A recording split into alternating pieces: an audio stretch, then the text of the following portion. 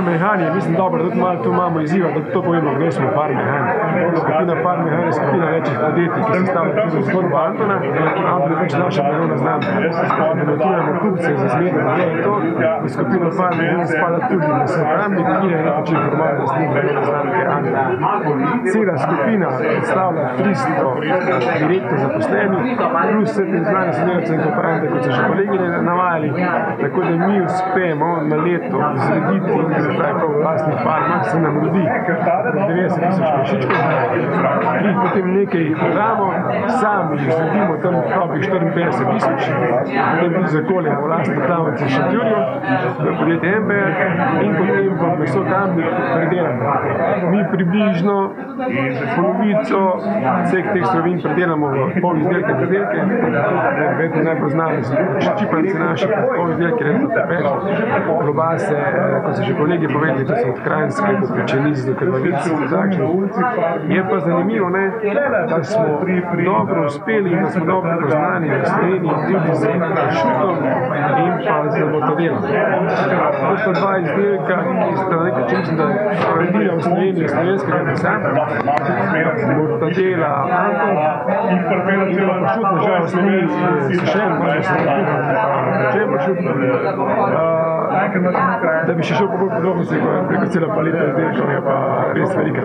Vsega skupaj, no, če povzamem, smo v bistvu v vseh večjih trgovinah, kot takih mesnicah in ustvarimo to leto, ko smo zaključili, cirka 35 milijonov prometa, kar je za slovenske razmere. Kako bi pa ocenili položaj mesne industrije v Sloveniji? Ja, zanimiva zgodba. Tu se bomo verjetno še srečali tudi na kaj večkrat, ko bomo nekaj novega zapovedati. Jaz mislim, da smo premalo povezani, predvsem, kar se tiče rejcev. Mislim, da je torej treba se malo resno povezati, ker če gledam rejci v Sloveniji, oziroma število prašičev v Sloveniji je v zadnjih letih drastično upadlo, v Avstriji pa više se podvojilo.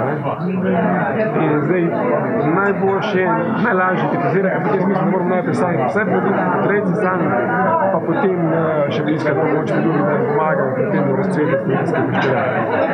Tako nizka samozadostnost, 50%, ni dobro za državo.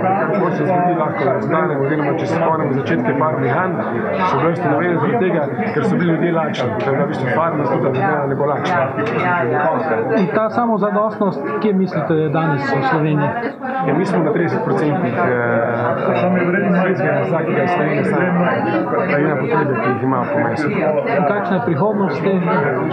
Mi smo zadali neki cilj, da bi bila ta rast cirka 5% letno, kar je tudi realna, ker za razliko od drugih branž je v bistvu stvari ne grejo čez noč, je treba ustaviti nazaj hleve kot takšne, je treba ustaviti selekcijo kot tako, in tudi živali rabijo svoj čas, da se razložijo do primerne količine, konec koncev ta zagon.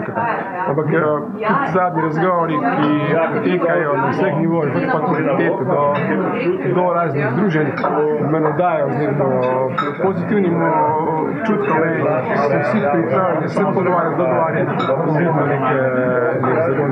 Pa jaz, da moramo najprej sami nekaj se rešiti. Hvala lepa.